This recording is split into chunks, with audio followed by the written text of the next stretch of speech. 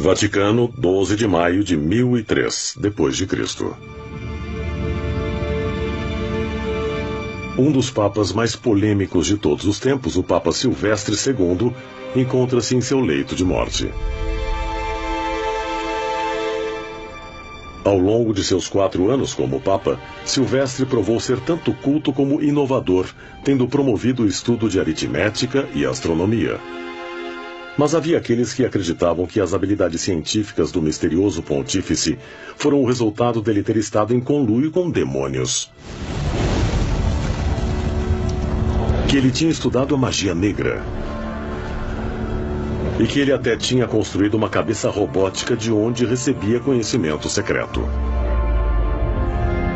De acordo com alguns relatos, em seus últimos suspiros, o Papa Silvestre fez uma confissão chocante. Que ele foi envolvido por um demônio mitológico chamado Súcubo. Íncubos e súcubos aparecem com muita frequência nas mitologias antigas até chegarmos ao período medieval. Isso não é um caso isolado. Era uma característica comum da vida naquela época. Nas histórias antigas, o súcubo é um ser demoníaco que assume a forma de uma mulher e seduz os homens humanos. Esse demônio também é capaz de mudar de sexo e tornar-se um íncubo, usando o sêmen retirado de homens para engravidar mulheres mortais. Dizem que íncubos e súcubos aparecem para as pessoas durante a noite. Como se elas estivessem em um pesadelo com paralisia de sono. Elas acordam de um sono profundo e têm plena consciência do que está acontecendo, porém não conseguem se mexer. E essa presença tem uma intenção sexual, porque ela tenta um estupro. Histórias de íncubos e súcubos, demônios que aparecem à noite para fazer sexo com pessoas em seus quartos. Muitas vezes você sente medo, mas não consegue resistir e nem fazer nada a respeito. A forma clássica da teoria do íncubo foi feita por São Tomás de Aquino. Em várias de suas obras, ele discute a frase filhos do diabo. Para que um filho do diabo possa nascer, ele tem que de alguma forma roubar um sêmen saudável de um homem e injetá-lo em uma mulher. Claramente há entidades por aí que têm o propósito, aparentemente, de fazer sexo com seres humanos para seus próprios fins. Seriam esses predadores sexuais apenas um mito antigo? Ou as lendas poderiam ser baseadas em documentação histórica?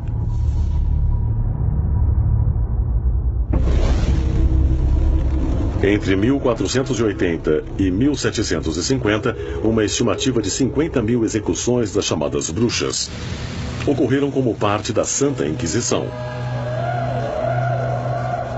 Uma guerra implacável travada pela Igreja Católica contra qualquer pessoa que eles vissem se opondo à lei de Deus. As bruxas eram pessoas que eles achavam que estavam envolvidas em uma conspiração satânica para causar a destruição do cristianismo, a decadência do mundo civilizado.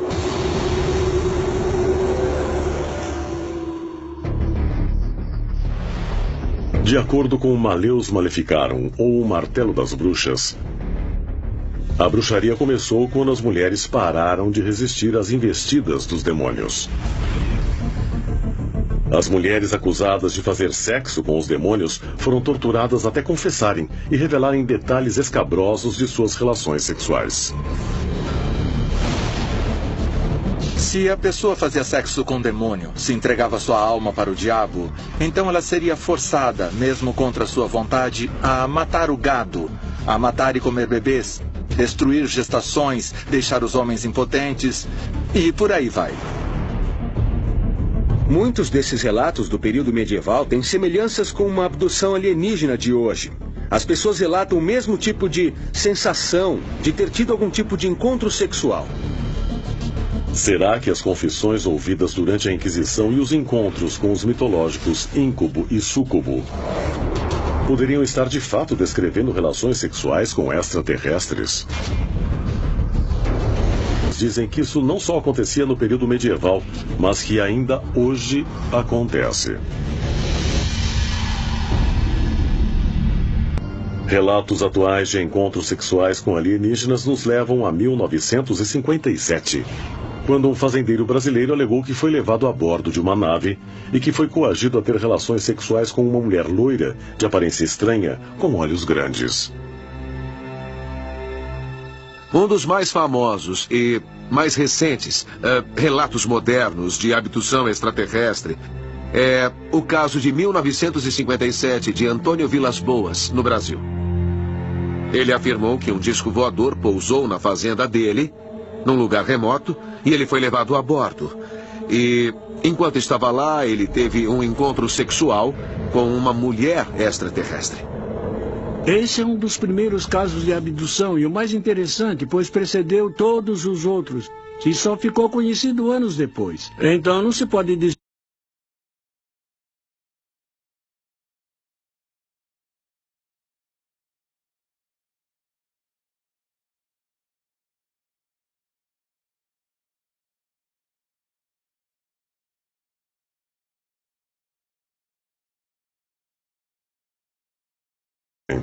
que extraíram amostras de óvulos e de esperma.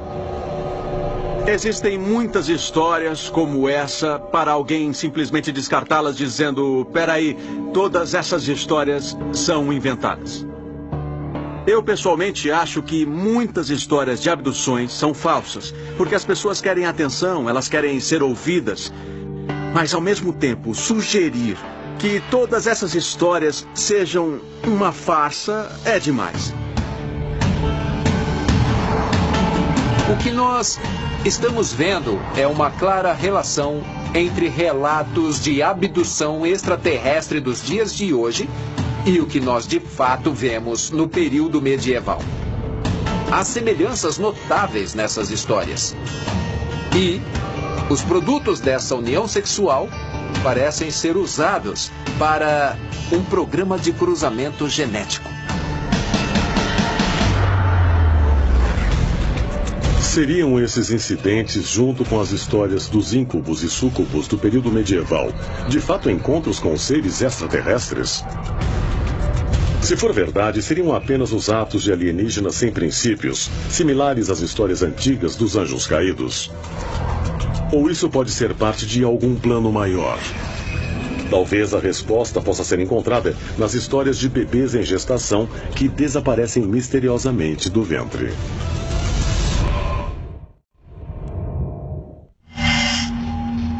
Sydney, Austrália, julho de 1992.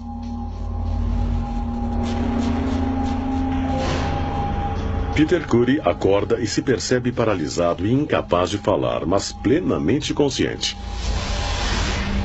Ele sente um peso pressionando e conforme seus olhos se ajustam à escuridão,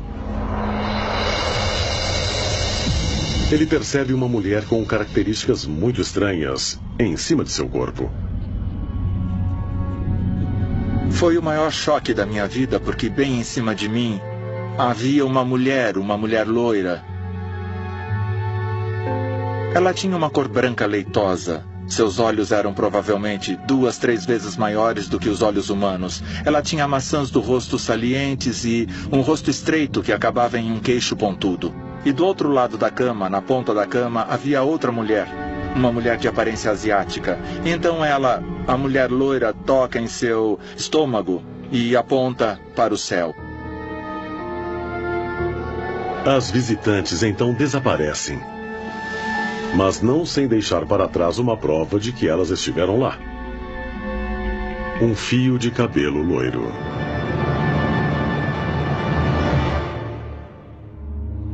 Curry levou essa prova para um laboratório de genealogia independente, onde o bioquímico Urs Drill submeteu o cabelo à análise de DNA. Os resultados não foram o que ele esperava. Foi muito incomum porque o cabelo da maioria das pessoas é loiro, castanho ou preto.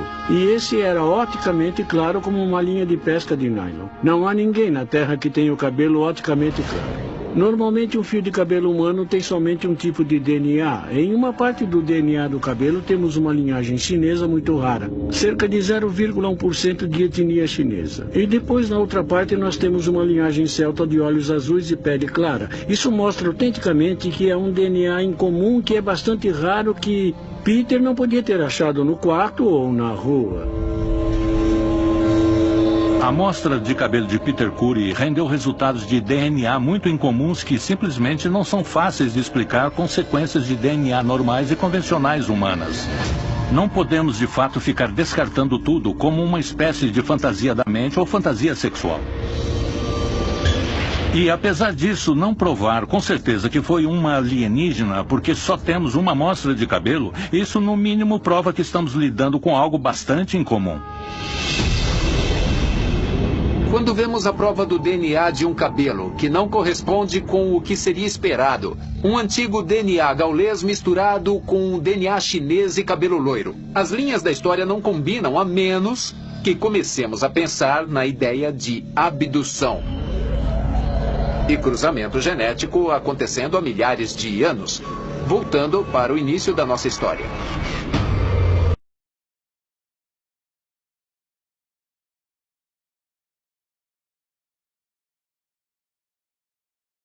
Amostra de cabelo é uma prova de que Peter Curry realmente teve um encontro com seres de outro mundo? E se for verdade, o que eles querem? Parece que os extraterrestres têm vindo para a Terra já faz muito tempo e estão tendo relações sexuais com os seres humanos. E a razão disso seria para manipular o nosso DNA, nos tornando uma raça mais refinada em relação ao que nós somos hoje. E nós ainda temos que passar por uma certa evolução.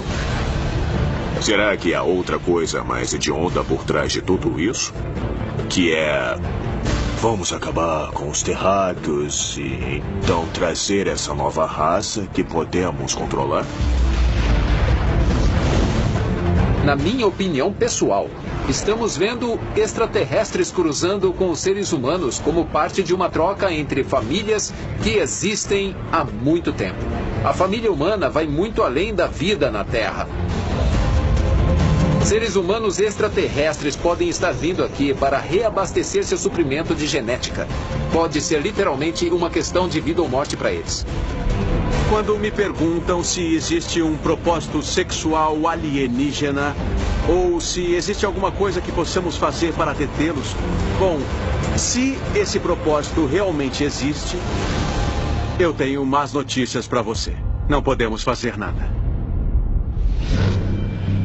Será que os extraterrestres estão realmente cruzando com os humanos para realizar um propósito alienígena secreto?